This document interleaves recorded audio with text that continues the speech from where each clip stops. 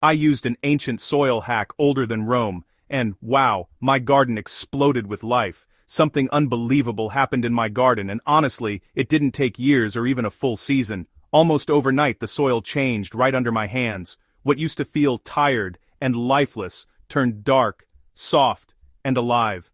Water stopped vanishing, plants stopped struggling, roots grew like they had discovered hidden fuel underground. And here's the shocking part. The method behind this transformation isn't modern, trendy, or expensive. It's more than 2,000 years old, and most gardeners who try it today are unknowingly doing it wrong. This ancient soil trick quietly built some of the most fertile soils humanity has ever known, long before fertilizers, irrigation systems, or synthetic inputs existed. Once you understand one critical detail that almost everyone ignores, your garden will never behave the same again.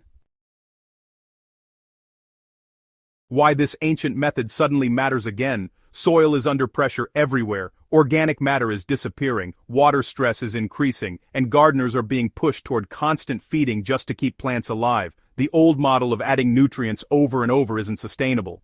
Ancient growers understood something we're only now rediscovering through microbial science. Healthy plants don't come from feeding plants directly, they come from building soil systems that regulate themselves. That's where biochar comes in. Biochar itself isn't new, but the way it was used historically was far more intelligent than how most gardeners use it today. Tossing chunky pieces into beds and hoping for magic rarely works. The real power of biochar has nothing to do with volume. It's all about surface area. When size becomes everything, biochar works because of its internal structure. Inside every piece are countless microscopic pores that act like shelters for microbes, nutrients, and moisture. The problem is that large chunks lock most of that structure away. When biochar is reduced to an ultrafine dust, its hidden architecture opens up completely. At that point, something remarkable happens. Each tiny particle becomes a miniature habitat. Microbes move in. Water clings to surfaces instead of draining away. Nutrients stop leaching and start cycling. Dust-sized biochar doesn't sit in soil, it becomes soil. This is why ancient biochar-enriched soils are still fertile centuries later. The carbon framework never collapses. It doesn't rot away like compost. It stays put, quietly supporting life year after year. So, how do you unlock biochar's dormant power? Well, grinding biochar isn't complicated, but, it does require a bit of intention. For small batches, a heavy mortar and pestle works beautifully. The key is slow pressure. Let the material crumble instead of smashing it aggressively. You're encouraging natural fracture here, not just brute force destruction. Now, for larger quantities, a sealed home-scale mill or a reinforced grinder can be used, but safety really matters. Always wear a mask. Biochar dust is powerful in soil, but, honestly, your lungs don't need it. If dust starts escaping during processing, just lightly mist the biochar before grinding. This keeps particles grounded without reducing effectiveness. Once ground, sifting becomes the step that separates average results from unbelievable ones. Using a fine mesh screen, sift until only powder and sand-like particles remain. Anything that feels sharp or chunky goes back for more grinding. The goal here is consistency. Dust that disappears into soil the moment it touches it. Clean your tools after use and store the finished powder in sealed containers away from moisture. This alone transforms biochar from a passive amendment into an active soil engine. The mistake that ruins results for most gardeners is, well, pretty common. Raw biochar dust is hungry. If you apply it dry and untreated, it will temporarily steal nutrients while it fills its internal pores. Ancient growers avoided this problem intuitively by preloading it with life. Today we call this charging. The most effective method is microbial infusion, and honestly, the formula is simple but precise. Mix 1 cup of biochar dust with 1 gallon of water. Add 1 cup of finished compost or worm castings. Stir thoroughly and let it sit for 24 hours, stirring once or twice during that time. This allows microbes and nutrients to fully colonize the biochar before it ever touches your soil.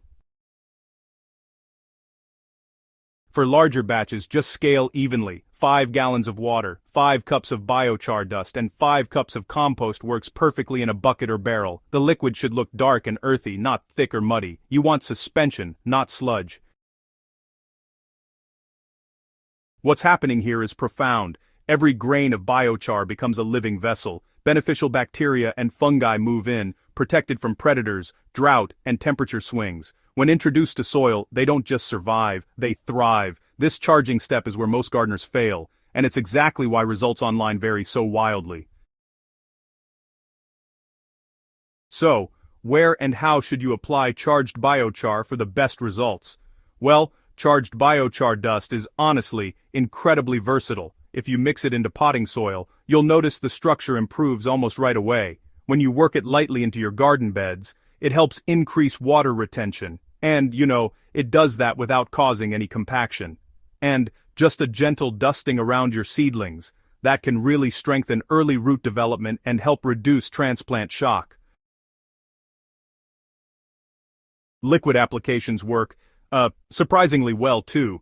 Just strain the larger particles from your infused mixture and go ahead and water it directly into those active root zones. The microbes, they move in first, and then the biochar follows, settling right into place and basically locking the whole system together.